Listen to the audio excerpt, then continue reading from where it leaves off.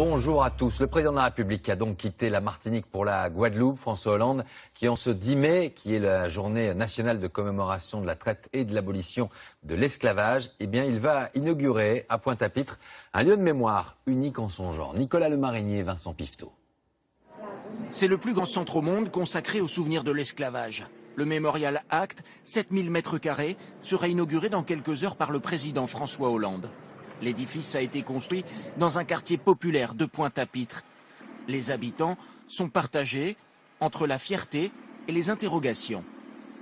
On a vécu certaines choses pendant l'esclavage. Je pense que c'est une reconnaissance pour nous. Est-ce que ça va rapporter des emplois aux jeunes du quartier? Ça, j'en sais rien.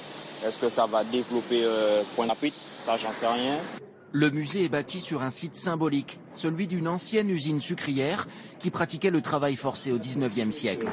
À l'intérieur, les expositions s'appuient sur des centaines d'objets collectés par cet anthropologue. Voilà par exemple une entrave française. Le type de serrure est français et qui sont portés au pied. De la fin du XVIe siècle jusqu'au XIXe, 12 millions d'Africains ont été victimes de la traite des Noirs. En France, les navires partaient de Nantes, La Rochelle, Bordeaux, chargés de tissus, d'armes, d'alcool. Direction l'Afrique. Là, on embarquait les esclaves pour le Brésil, les Antilles, l'Amérique du Nord.